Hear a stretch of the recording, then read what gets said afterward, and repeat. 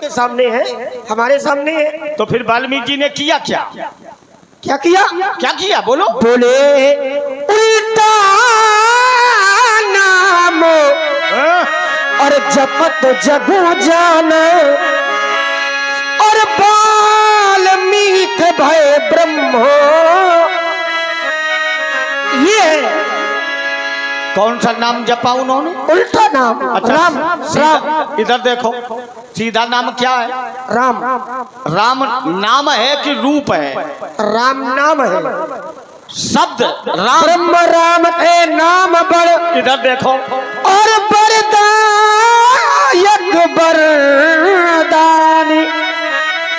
और राम चरित सतकोटि महा बोले लिए महेश जी जानी। अच्छा व्यास जी, जो नाम होता है वो आकार से रहित होता है। ये नाम है, राम नाम है। जो नाम है राम नाम है, रूप नहीं है। राम, रा, आ और मा, ये नाम है। ये अक्षर है कि नहीं? सो सुख धाम रुको, और राम अस नाम। इधर देखो, ये नाम है, रूप नहीं है। रा, आ और मा, विच्छेद न करो। तो जब ये शब्द लिखा गया, राम का कोई विच्छेद नहीं है, विच्छेद न करो। हे तु कृषानु भानु हिम कर को, तो क्या है इसमें? ये क्या है? क्या है ये? रकार है और मकार है। एक छत्र एक मुकुट मणि बिनु। अच्छा नाम क्या है? और बरन विराजे देव। नाम में कोई आकार नहीं है। बिनु पग चलई, राम के नाम में, बिनु काना, राम के नाम में विच्छेद है ही नहीं। विधि नाना आनन रहित सकल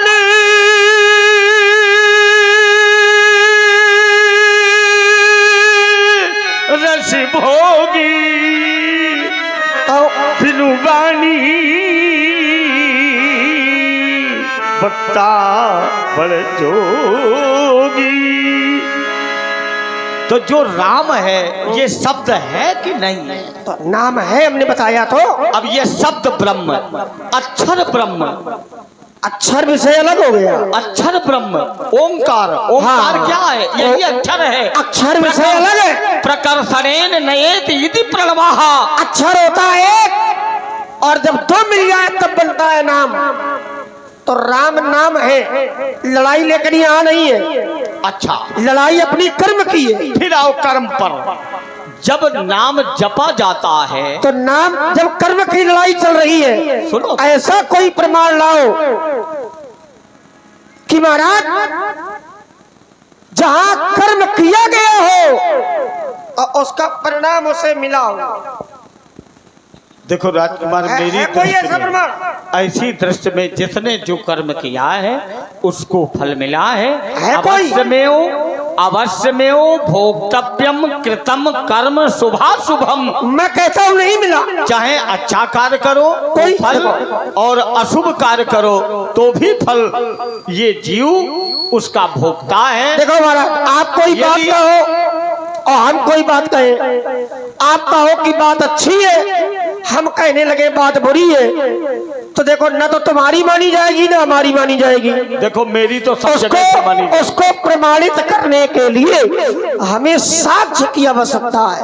अरे मुखे तो सकलम शास्त्रम, इधर देख, मुख नहीं है, मुखे तो सकलम शास्त्रम प्रश्नतरौ शशरौ धरौ इदं छात्रम इदं ब्राह्मणं शास्त्रादपि शरादपि।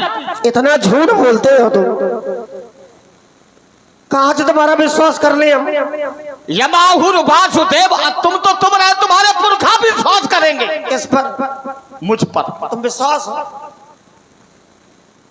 नहीं विश्वास है तो विश्वास की कृपा पात्र है। ये कह सकते हो, विश्वास नहीं हो, क्योंकि विश्वास कौन है? कौन है? वंदे बोधमयम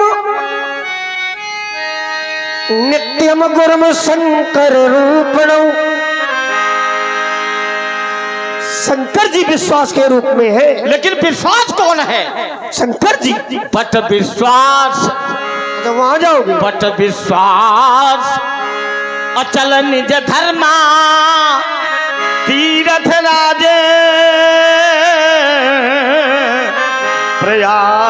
सुकर्मा।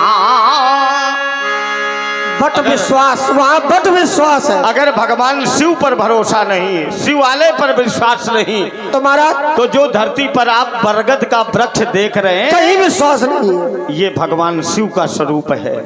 जो कदली माने केले का वृक्ष देख रहे हो, ये स्वयं नारायण विष्णु जी का स्वरूप है। प्रातः काल अगर भगवान भास्कर का दर्शन हो जाए, अरुणिमा का दर्शन हो जाए, कदली के वृक्ष का दर्शन हो जाए, गाय के दर्शन हो जाए, गंगा के दर्शन हो जाए, तुलसी के दर्शन हो जाए और ब्राह्मण के दर्शन हो जाए, तो अपने को अहोभागी समझना। अच्छा, अमराई, अमराई किसका प्रतीक है? ये भी परमात्मा का द्योतक है। ठीक ठीक बताओ, अमराई किसका प्रतीक है? राम का। भाई कदली आपने बताई, बट विश्वास बताया, बट वृक्ष किसका प्रतीक है ये भी बताया, विश्वास का। अरे जैसे कदली, कदली के लिए तो अमराई किसका प्रतीक है? आम्र, राम किसका प्रतीक है? आम, राम, अमराई राम का। आम का जो अमराई माने अमरा, आम का बाग, ये किसका प्रतीक है? ये बसंत का भी प्रतीक है। बसंत का प्रतीक नहीं होता है वो फिर तो, ये जैसे विश्वास शंकर जी का प्रतीक है, तो अमराई किसका प्रतीक है? राम। राम का प्रतीक अमराई है कि आम है? आम्र, आम्र राम का प्रतीक है, आम्र, अमराई नहीं है। अमराई किसका प्रतीक है? तो आइए बाबू जी, एक करदानी वही है। कहाँ है? ओम शंकर जी कहते हैं। शंकर जी से पूछा गया कि अमराई किसका प्रतीक है, तो शंकर जी ने उत्तर किया माता पार्वती से, ओम बोले संतो सभा और चौदिसी अमराई। जो अमराई बाग है, अमराई संतों का प्रतीक है। आम का जो वृक्ष है वो संत का प्रतीक है। आम का जो वृक्ष है ये संत का प्रतीक है। और चिंतन करो, आम के जो पत्ते हैं वो किसका प्रतीक है? तो व्यास जी, आम के जो पत्ते हैं वो संयम का प्रतीक है। आम के जो पत्ते हैं, आम के जो फूल हैं, बौर फूल, तो आम के जो फूल हैं ये किसके प्रतीक है? संयम, नियम, संयम नियम और फूल फल ज्ञान। संयम और नियम, व्यास जी, आम के जो फूल है ये संयम का प्रतीक है, और आम का जो फल है, आम का जो फल है, तो आम का फल भैया ज्ञान का प्रतीक है। आम का जो फल है वो ज्ञान का प्रतीक है। तेज कुमार जी, आम के अंदर, हाँ बोलो आप। हेलो, आप हैं हमारे मुन्ना भैया खड़ीलोदन लाइट डेकोरेशन, हमारे पूज्य लक्ष्मण जी के चरणों में और परशुराम जी के चरणों में 31 रुपये समर्पित कर रहे हैं। भगवान को खुशी रखते हैं। अच्छा, आम के अंदर भैया क्या होता है? व्यास जी, बौर नहीं, आम के अंदर, अब बौर से फल और फल में आम, रस। आम का जो फल है, हाँ, उसके अंदर क्या मिलेगा? रस, रस मिलेगा ना। हाँ, वही परमानंद आम, की अनुभूति। आम के रस को किसका प्रतीक माना जाएगा? आनंद का। आम के रस का जो प्रतीक है वो क्या है? आनंद का नहीं है, फिर किसका? वो भक्ति का प्रतीक है। पागल कहीं। आइए वही अर्धानी है व्यास जी, कहीं जाना नहीं है। क्या है? आम का रस क्या है? बोले हरिपद रति रस, संयम नियम और फूल फल ज्ञान, और हरिपद रति रस वेदो बखाना, संयम नियम ये फूल और ज्ञान है, और जो आम का रस है वो व्यास जी भगवान की शरण रूपी भक्ति का प्रतीक है। तो देखो अब और थोड़ा चिंतन करो।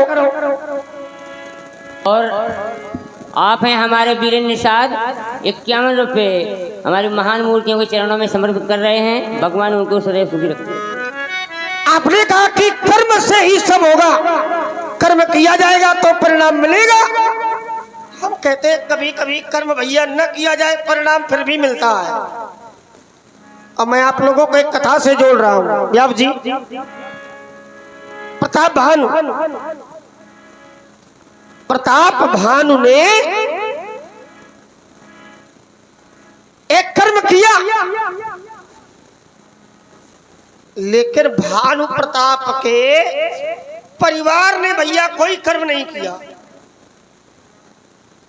परिवार का कोई दोष नहीं था, कर्म केवल राजा का था, लेकिन श्राप पूरे परिवार को भोगना पड़ा।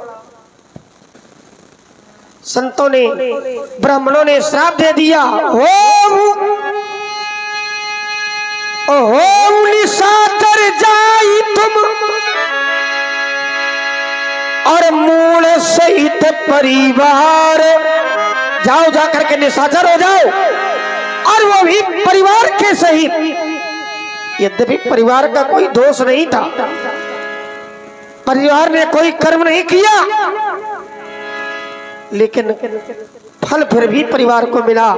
इसलिए सिद्धांत कहता है व्यास जी, और करे अपराध को, ऐसा भी होता है, और पाव फल भोग,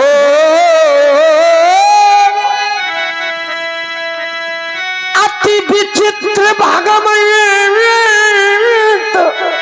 गति, और को जग जाने, और करे अपराध को और पाप फल भोग, अति विचित्र भगवंत गति को जग जाने। कभी कभी ऐसा भी होता है कि कर्म न किया जाए, लेकिन भगवान की गति अगर लग गई, भगवान ने चाह लिया, भगवान की इच्छा लग गई, तो परिणाम आपको भोगना पड़ेगा। क्योंकि सिद्धांत कहता है, बोले राम कीन चाहे सो होई, राम कीन और चाहे सो होई, और करे ये अन्यथा अस नहीं। जैसा राम जी चाहेंगे संसार में वैसा ही होगा।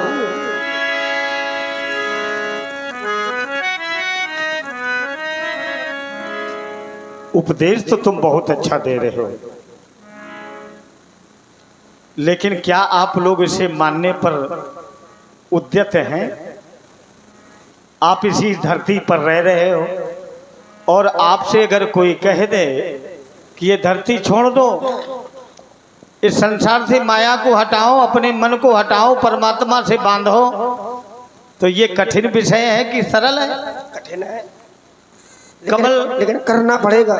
अब जल को देखा है, जल में कमल है, कमल के पत्ते भी देखे, जल में निवास करता है कमल का पत्ता, लेकिन क्या उस जल का प्रभाव कमल के पत्ते पर पड़ता है? कमल के पत्ते के ऊपर कभी भी आप जल की बूंदें डाल कर देखो, क्या टिकता है? नहीं टिकता है। ठीक उसी प्रकार से जो लक्ष्मण ने इतना उपदेश किया, आपका भी मन ये संसार रूपी सरोवर में आप कमल के पत्ते बनो, और जो ये संसार की मोह माया है, लगाव है, समर्पण है, ममता है, इसको किनारे करो, अपने मन को परमात्मा की डोरी से बांधो, तभी महाराज ये लक्ष्मण के द्वारा दिए गए उपदेश का फल या भाव सार्थक होगा। और जब तक आप ऐसा नहीं करेंगे, निर्विषया मनाहा,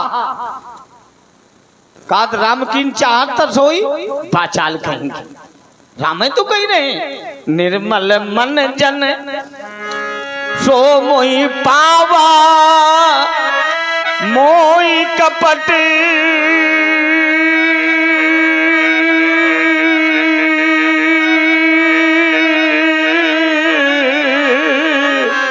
छल छिद्र न भावा।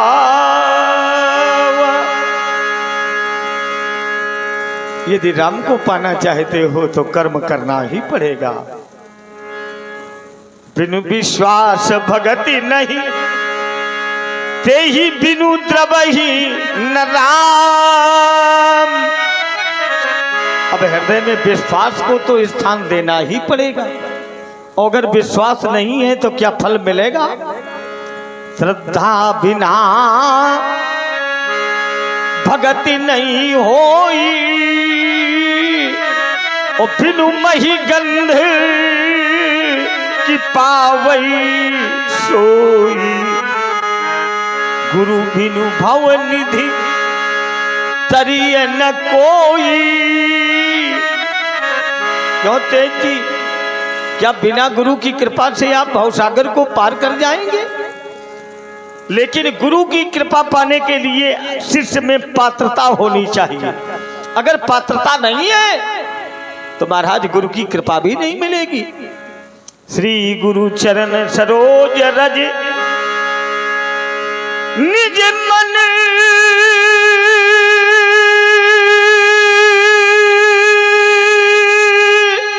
मुकुर सुधार। जब तक मन रूपी दर्पण तुम्हारा स्वच्छ नहीं होगा, मन तुम्हारा विषयों से अलग नहीं होगा, मन तुम्हारा विकारों से दूर नहीं होगा, तब तक महाराज तुम्हारे ऊपर गुरु की कृपा भी नहीं होगी। तभी तो योगियों ने कहा योग चित्त वृत्ति निरोधा प्रमाण विपर्य निद्रा स्मृति विकल्प। तो जब तक ये विकार आप दूर योगिक क्रियाओं के द्वारा नहीं करेंगे, जब तक ये कर्म नहीं होगा, तब तक क्या तुम्हारा कल्याण हो पाएगा? असंभव। आपने कहा कि अगर पात्रता नहीं है तो क्या गुरु कृपा नहीं होगी? नहीं होगी। मैं कहता हूँ होगी। कभी नहीं होगी। आओ यहीं एक प्रमाण से आपकी बात को काटूंगा। आप केवल बात लाओ महाराज, मैं वहीं मिलूंगा। एक व्यक्ति ऐसा था जो सदैव गुरुदेव भगवान का अपमान करता था, और एक बार पुनः वही काम उसने किया। गुरुदेव भगवान का अपमान किया। पात्रता तो गुरुदेव भगवान की कृपा के लायक नहीं थी, लेकिन क्या उस पर कृपा नहीं हुई?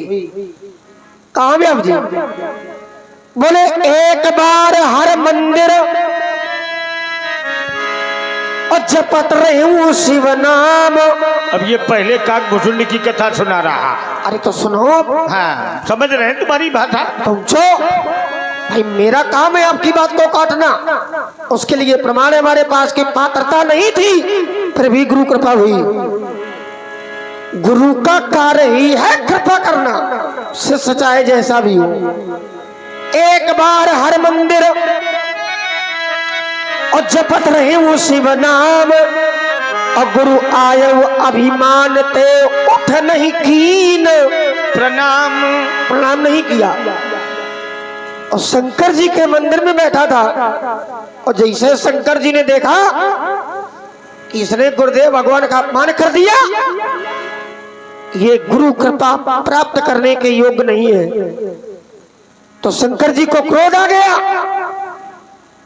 बोले मंदिर माझो और भई न भोपानी, और रे हाथ भाग्य आगे अभिमानी। यद्यपि तब गुरु के नहीं क्रोधा, और अति कृपाल चित सम्यक बोधा। लेकिन तू अजगर की तरह बैठा रहा, तूने गुरुदेव भगवान को प्रणाम नहीं किया। बैठ रहे अजगर एवं पापी, तू अजगर की तरह बैठा रहा, तो जब मैं तुझे श्राप देता हूं सहस्त्र वर्षों के लिए तू अजगर हो जा।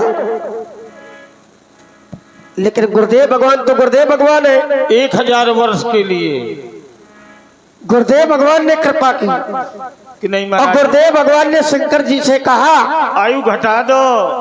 हाथ जोड़ लिए और शंकर जी से कहा कि ये तो कुपात्र है, यद्यपि कृपा के योग्य ये नहीं है, फिर भी मेरा शिष्य है, इसलिए हमारा धर्म है कि हम इस पर कृपा ही करें।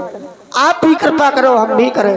तो कहा शंकर जी से, क्या कहा? आइए, शंकर दीन दयाल अब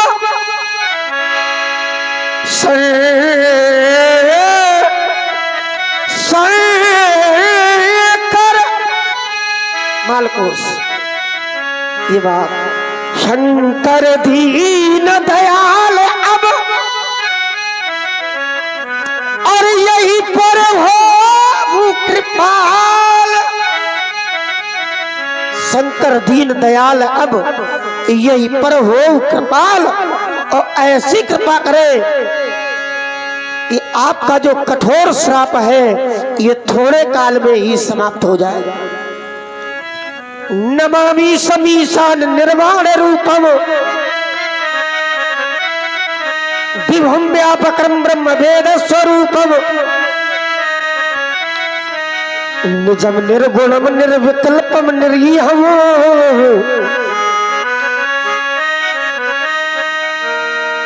महाराज, जिस समय गुरुदेव भगवान के द्वारा शंकर जी की याचना की गई तो शंकर जी प्रसन्न हो गए और प्रसन्न होकर के उस पर कृपा की, आशीर्वाद दिया। तो शंकर जी रूपी गुरु ने भी कृपा की और उसके गुरु ने भी कृपा की और आशीर्वाद दिया कि जन्मात मरत और दुसह दुख होई। यद्यपि जन्म लेने में और मरने में व्यक्ति को दुसह दुख भोगना पड़ता है। मृत्यु में जितनी पीड़ा होती है इतनी पीड़ा व्यक्ति को कभी नहीं मिलती। एक जन्म के समय और एक मृत्यु के समय व्यक्ति को दुसह दुख भोगना पड़ता है। और शंकर जी ने आशीर्वाद दिया कि मेरा तुम्हें वरदान है कि जन्म लेने में और मरने में दुसह दुख मिलता है, लेकिन यही स्वल्पौ न व्यापै सोई, पर तुम्हें ये दुख प्राप्त नहीं होगा। तो महाराज वो पात्र नहीं था, फिर भी गुरुदेव भगवान ने कृपा की। तो महाराज गुरुदेव भगवान का ये धर्म है, शिष्य कैसा भी हो लेकिन गुरुदेव भगवान कृपा। इंद्र ने एक बार महात्मा बृहस्पति के विरोध में कार्य कर दिया और देवताओं के गुरु महात्मा बृहस्पति है, तो क्या महात्मा बृहस्पति ने कृपा नहीं की? फिर ऐसा नहीं है कि पात्र नहीं है। गुरुदेव भगवान का धर्म है शिष्य पर कृपा करना। और रही बात कर्म की, तो महाराज एक करदाली फिर दिए देता हूं मैं। शंकर जी कहते हैं व्यास जी, क्या कहते हैं? बोले हुई है सोई जो राम रची राखा। शंकर जी नहीं कहते कि कर्म करो तब मिलेगा ना, वही होगा जो राम जी चाहेंगे।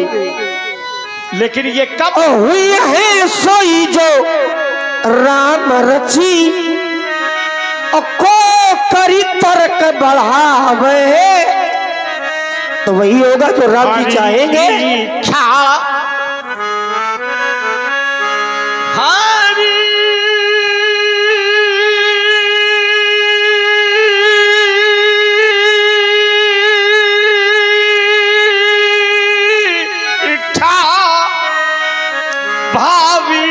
बलवाना उत्तर हो गया। जहां पर हर की इच्छा प्रबल हो जाएगी वहां कोई कर्म काम नहीं करेगा, वहां पर शिव स्वयं विमुख हो जाएंगे। वहां कर्म ही नहीं है। हुई है सोई, वहां कर्म ही नहीं है। अब आप आग में कूदने जा रहे हैं, अर्धाली पूरी करो। ठेका लिखा है क्या? पूरी कराओ। का उत्तर ना हो अरे सब कुछ आता, क्या नहीं आता? तुम्हारी हाथ स्वाद का उत्तर है। तो पूरी करो फिर दादी। नहीं करेंगे, करवा लो अपने सामान थो। तो कैसे मानेगी आती है तुम्हें? अरे बनेगी, आया बड़ा मैं सिखा। आधी अर्धाली में उत्तर है, अब पूरी पढ़ते हो तो उत्तर निकल आएगा। बहुत पूरी न चतुर, पढ़ोगे बड़े चतुर है ना। क्योंकि तुम्हारा फसाव है। लेकिन तेज जी, रघुवंश के कथन अनुसार मैं उसी की दृष्टि को स्वीकार करके इस धरती को स्वीकार किया, लेकिन मैं नहीं जानता था कि तुम इतने चतुर्मुखी निकलोगे। ये करिया हमारे सामने तुम खड़ा कर दो।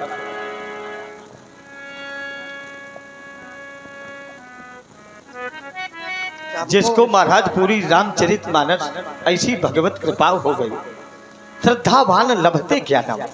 इतना देखो तर्क वितर्क चला, लेकिन मानस पटल पर प्रसोद का भाव नहीं। तो जिस ज्ञान में समर्पण है, शिष्यता है, सदाचारिता है, तेज जी ऐसा ही ज्ञान समाज में इन ज्ञानियों के द्वारा पूजा जाता है। बेटे अमोघ वरदान है, इसी प्रकार से भगवत कृपा बनी रहे, ब्राह्मणों का सुंदर आशीर्वाद रहे। जब तक इस संसार में धराधाम रहे तब तक तुम्हारा यश गगनोन्मुखी तक प्रसारित हो। मैं धर्म मंच से तुम्हें सुंदर आशीर्वाद से अलंकृत करता हूँ। ब्राह्मणों का आशीर्वाद ही है, महापुरुषों की कृपा है। और रही बात तेज कुमार भैया की, तो महाराज ये अपने आप में एक महापुरुष है।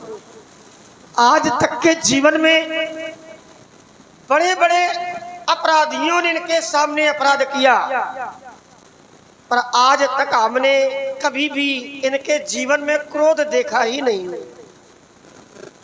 अपराधी से भी इतना प्रेम से बोलते हैं महाराज कि अपराधी भी अपना हो जाए। बैरू अमुक बड़ाई करे है। क्या बात है जी। तो ये आपका नाम बहुत सुना, ये जीवन, लेकिन आज आपका पहली बार साक्षात्कार कर रहा हूँ। यद्यपि ये धरती हम बहुत समय से घूम रहे हैं। और दूसरी बात, हाँ, लोग लीला का आयोजन ले जाएंगे, इसके बाद कह करके कुछ जाएंगे पर करेंगे कुछ, पर पूरी ईमानदारी के साथ जो कहेंगे वही करेंगे। क्यों तेज? अब कोई आपातकालीन समस्या आ जाए विषय अलग है। नहीं, उसके लिए मैं खड़ा हूँ। उसके लिए तो हम भी खड़े हैं। जहाँ आपातकालीन समस्या हो वहाँ बताना। आपातकालीन दरवाजा तो हम लोग तोड़ सकते हैं ना। ये पूरा मेहुना गांव तुम्हारे साथ में खड़ा होगा। ये मेहुना की धरती को मैं बहुत भली प्रकार से समझ रहा हूँ। बहुत अच्छा ग्राम है, बहुत अच्छे लोग हैं। लोग तो अच्छे हैं, लेकिन इनका जो बर्ताव है,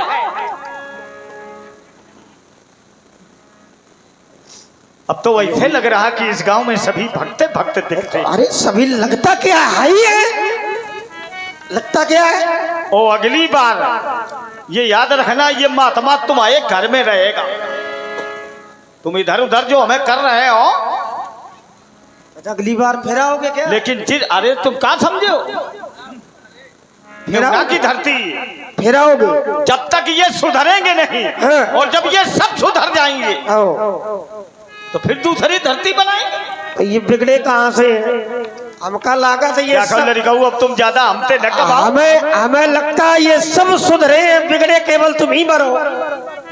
अगर एक बात हमारी आप लोग मान लें, जिस दिन घर में भगवान की कथा हो, जिस दिन गांव में राम की लीला हो, जिस दिन गांव में किसी की बेटी की बारात आ रही हो, महाराज अगर उस दिन आप लोगों ने केवल मदिरा का पान त्याग दिया तो हम समझेंगे कि परशुराम इस धरती पर आना हमारा सार्थक हो गया।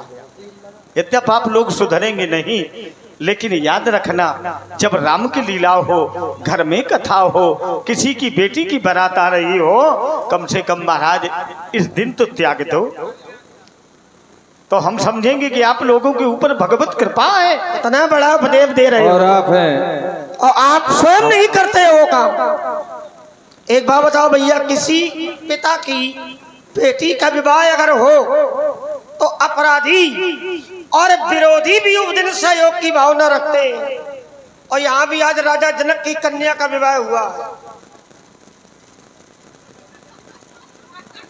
कन्या का विवाह हुआ, एक पिता पूरी जीवन की कमाई लगा देता है, पूरा जीवन लगा देता है बेटी के सुख के लिए, बेटी के विवाह के लिए। भैया हमारा जो शत्रु होता है उस दिन वो भी कहता है कि जीवन भर मेरी शत्रुता रहेगी, पर आज उसकी बेटी का विवाह है इसलिए आज उसके साथ में कोई शत्रुता नहीं है। बेटी के विवाह में हमें बाधा नहीं फैलानी है, सहयोग की भावना रखता है। अरे तुम सहयोग न करो बेटी के विवाह में, तो उपद्रव तो न करो। अरे मूर्खा देराज इधर सुन, पाचाल कहीं के उपद्रव तो न करो। हाँ ध्यान दें, आप हैं हमारे भैया श्री कल्याण यादव जी, आपकी ओर से 51 मुद्राएं भगवान परशुराम जी और भैया लक्ष्मण जी के चरणों में सादर समर्पित हो रही हैं। बहुत बहुत धन्यवाद। ना ही सीता जी ब्रह्मा की सृष्टि के अंतर्गत पैदा हुई, ना ही ये धनुष ब्रह्मा की सृष्टि के अंतर्गत धरती पर आया, और ना ही ब्रह्मा की सृष्टि के अंतर्गत ये परशुराम जी आए, और ना ही ब्रह्मा की सृष्टि के अंतर्गत धनुष तोड़ने वाला है। ये सभी ये प्रकृति से अलग है। तो हमारे द्वारा जो भी कर्म होगा राजकुमार लक्ष्मण, प्रकृति से अलग नहीं के लिए पूजनीय होगा, प्रकृति से समाज के लिए वंदनीय होगा, समाज के लिए अनुकरणीय होगा। ये सब यही परमात्मा की लीला है। ये सब दर्शन न दो, लीला है वो सब जानते हैं। पर आपने कहा कि बेटी के विवाह में सहयोग करना चाहिए, तो तुम ब्रह्मा जी की सृष्टि में हो या ना हो इससे हमें मतलब नहीं है। हाँ, तुम चाहे जो कुछ हो, बेटी के विवाह में सहयोग करो, तांडव न मचाओ। तो तुम हमें धनुष तोड़ने वाले को दिखाओ। न दिखाएंगे क्या कर लोगे, जब करे पाओ तुम कर ले आओ देख ले। ये केवल मेहुना के भक्तों के लिए आप लोगों के सामने और ये ताल ठोक रहा हो। ना हो तो चलो निकल चलो बाहर। आप लोग हंस रहे हो। आप बिल्कुल हंसेंगे।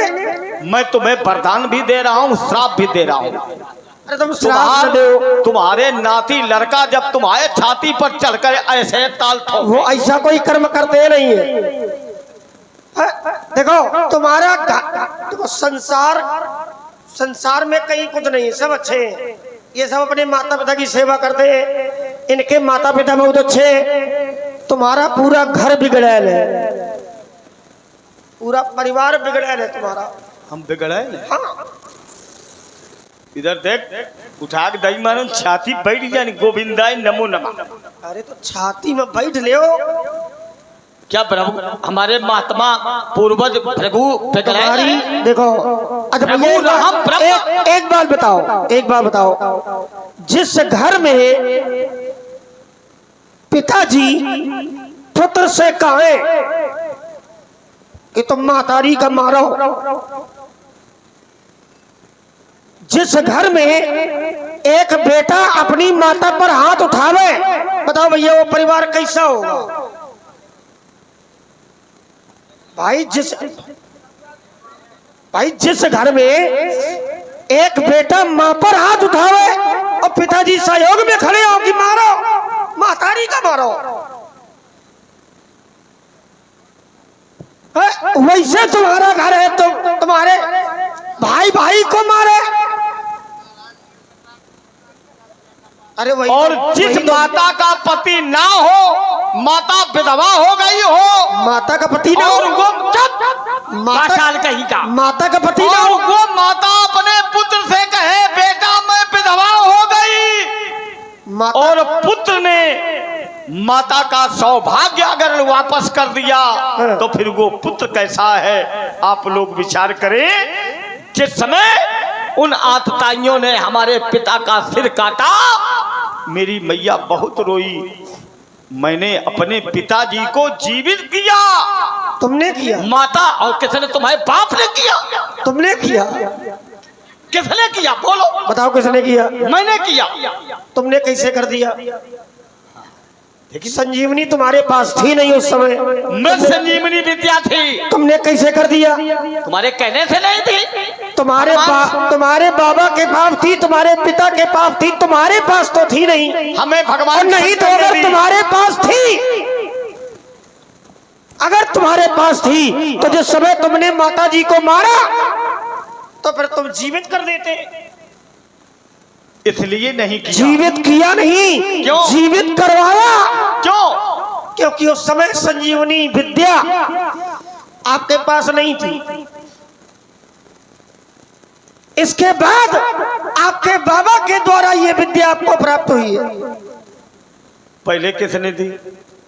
सबसे पहले जब मैंने पिता को जीवन दान दिया तो वो विद्या किसने दी? बाबा ने। बाबा ने दी। सबसे ये विद्या सबसे पहले किसके पास आई? भगवान शिव के पास। सबसे पहले शिव जी ने शुक्राचार्य जी को दी, शिव जी ने महात्मा कश्यप को दी, और शुक्राचार्य जी ने अपने भक्तों को दी, अपने अनुयायियों को दी। किसको तो मैं चक्कर में न पड़ो। ठीक बताओ, हम खड़े हो सामने। और इस विद्या का प्रयोग केवल एक बार ही हो सकता। इसके बाद वही विद्या महात्मा आपके बाबा के पास आई। वो युग दूसरा था। युग बीते, रातें बीती, सब चांद सितारे बदल गए, एक बार ये सब तमाशा हुआ। तो युग बीता वो मानते हैं, पर विद्या तुम्हारे पास नहीं थी। तो फिर पिताजी जीवित कैसे हुए? हाँ, पिताजी को आपके बाबा के द्वारा जीवित किया गया। परशुराम का कोई योगदान नहीं रहा। क्या योगदान है? तुमने बाबा से विनम्र निवेदन किया, बाबा ने तुम्हारे जीवित किया, और वहीं पर वो विद्या तुम्हें प्राप्त हुई। भगवान ये बाबा नहीं बने थे। हाँ, वो थे, वो तो भी है। शंकर ने परशुराम को मृत संजीवनी की विद्या दी। इनके बाबा, इनके पिताजी अब भी चिरंजीवी हैं। सप्त ऋषियों में जमदग्नि जी का नाम। आठ लोग ऐसे हैं संसार में जो चिरंजीवी हैं। कितने लोग? 8। 8वें का नाम नहीं है मार्कंडे जी का, तो नाम लेकिन है। तो गिनाओ नहीं, सप्ताह चिरंजीवी ना, उसमें 7 ही है। अरे तुम 8 की बात करते हो, हम कहते हैं 9 ऐसे हैं जो। अरे हम कह रहे 11 ऐसे। तो 7 कहाँ लिए घूम रहे हो तुम? और जब भगवती की कृपा हुई, अच्छा 11 कैसे? 9 कैसे? 9 बता रहे, 7 तो तुम्हें पता है। 7 तुम्हें पता है। अबे को नहीं, अबे मैं जीता जागता हूँ, अबे चिरंजीवी कैसे हो? अरे तुम न मरो कभी। 7 चिरंजीवी हैं, ये सबको पता है। कौन कौन? अब कुछ द्वापर में होंगे। पहले बताओ, तुम अभी पहले नाम बताओ, क्योंकि श्लोक बोलते हो, चाणक्य नीति के श्लोक सुनाते हो, कहते हो ये मनुस्मृति में लिखा है। तो कोई श्लोक हमारा जो होगा वो गलत नहीं होगा। देखो, अगर राजकुमार लक्ष्मण ज्यादा बड़ी बात न करो, क्योंकि तुमको मैं आशीर्वाद दे चुका हूँ, तो आशीर्वाद की महत्ता को बनाए रखो। आंखें किसको दिखा रहे हो? आंखें किसको दिखा रहे हो? अपने चाचा को दिखा रहे हैं। ये ठीक है। हाँ भाई, आंखें दिखा के बात ना करो। कह रहा आंखें किसको दिखा रहे हो? मैंने कहा अपने चाचा को दिखा। तो वो भी ठीक है, लक्ष्मण तुम्हारा चाचा है। हाँ, अब कहो इसको भी प्रमाणित कर दें हम। अरे विश्वामित्र हमारे बाबा, और विश्वामित्र के लड़का। आई सीधे समझो। देखो, इनकी चाचा सीधे समझ लो, सीधे, वहां कुछ घुमाव नहीं है। इन्होंने चाचा कहा, हमने मान लिया। कैसे? विश्वामित्र जी की बड़ी बहन जिनका नाम था सत्यवती, इनके बाबा को भी आई, बाबा ऋषि। ठीक, इनके बाबा को बाबा विश्वामित्र जी की बहन में आई। इस संबंध के कारण विश्वामित्र जी इनके पिताजी के हो गए मामा। भाई बाबा का जो साला होगा वो मामा ही होगा। इनके मामा नहीं, इनके पिताजी के मामा हो गए, क्योंकि इनके बाबा के वो साले और इनके हो गए नाना। भाई हमारे पिताजी का जो मामा होगा वो हमारा बाबा होगा, नाना होगा हमारा। इनके हैं वो बाबा। ये विश्वामित्र जी के नाती हैं भैया। और जिस समय विश्वामित्र जी हमको लेने अयोध्या गए थे, तो हमारे पिताजी ने बताया कि आज से तुम ही इनके पिता हो। तुम पिता आन नहीं को सौंपे भूप ऋषि सुख, तो विश्वामित्र जी हो गए हमारे पिता, हम उनके पुत्र हैं, ये उनके नाती हैं, तो हम चाचा हैं, तुम भतीजे हो। अब आप लोग कल्पना करें, भतीजा तब से पूछ रहा धनुष तोड़ने वाला कौन, और ऐसे चाचा मिल जाए तब वही चाचन की गया बहुत होती। तो फिर चाचे का परिणाम मिला है, संसार में चाचे व्याप्त है। नहीं तो चाचा है का परिणाम है मिलो। तुम्हारे कुल में तो महाराज चाचे ने परिणाम दिया है। देखो ये एक साथ न जोड़ो, मान लो कहीं न जोड़े, अरे ये यही जुड़ेंगे तब संसार का सृजन होगा। क्षिति जल पावक गगन समीरा, ये जब तक जुड़ेंगे नहीं तब तक संसार होने वाला नहीं। अच्छा ये आओ सुनो, चाचा की बात है, चाचा की बात है। तुम्हारे बाबा के कितने पुत्र हैं? तुम्हारे बाबा के कितने पुत्र हैं? कौन बाबा? भृगु, ऋचिक, माते बहुत, शुक्राचार्य, अर्पव, बाबा ऋचिक, 3। बाबा के 3 पुत्र हैं। कौन कौन है? एक तो इनके पिताजी हैं, एक आपके चाचा हैं। सुना से, हाँ सुना से। अगर एक पिता के 3 पुत्र हैं तो भैया सब लोगों ने लगभग देखा होगा कि माता और पिता के अंत्येष्टि के समय व्यास जी महाराज या तो बड़ा पुत्र अग्निदान करेगा या छोटा, और या तो छोटा करेगा, बीच वाला कभी नहीं करता, नहीं करेगा। क्यों? क्योंकि बीच वाले ने अपने माता पिता को श्रापित कर दिया। कारण है इन्हीं के चाचा ने एक बार जिस समय हमारे पूर्वज राजा हरिश्चंद्र ने यज्ञ किया, हाँ तो यज्ञ में, हाँ नरबली यज्ञ किया, तो यज्ञ में महाराज वरुण ने कहा या तो अपने प्राण दो, या तो अपने बेटे के प्राण दो, और या तो कोई ब्राह्मण पुत्र का बलि, या तो ब्राह्मण पुत्र की बलि दो। तो राजा हरिश्चंद्र ने अपने अनुचर भेजे, जाओ कोई ब्राह्मण पुत्र जा करके लाओ। और जिस समय राजा हरिश्चंद्र के अनुचर सैनिक संसार में घूमते घूमते कहीं नहीं मिला कोई, इनके घर में पहुंच गए और इनके बाबा से कहा कि जो पुत्र तुम्हें ज्यादा प्यारा हो वो तुम ले लो, एक पुत्र 3 में हमें दे दो। राजा हरिश्चंद्र के यज्ञ में बलि देनी है। तो इनके बाबा ने बड़े पुत्र को पकड़ लिया, कहा कि बड़ा पुत्र मुझे ज्यादा प्यारा है, इसे मैं नहीं दूंगा। माताजी आ गई। माताजी ने कहा कि क्या पुत्रों पर केवल पिता का अधिकार है? ना, माता का भी है। तो माताजी ने छोटे पुत्र को पकड़ लिया, पिताजी ने पकड़ लिया बड़े वाले को, माताजी ने पकड़ लिया छोटे वाले को। अब बचा बीच वाला जिसका नाम था सुना सेब। सुना सेब से इनके बाबा ने कहा कि जाओ जाकर के राजा हरिश्चंद्र के यज्ञ में बलि बन जाओ।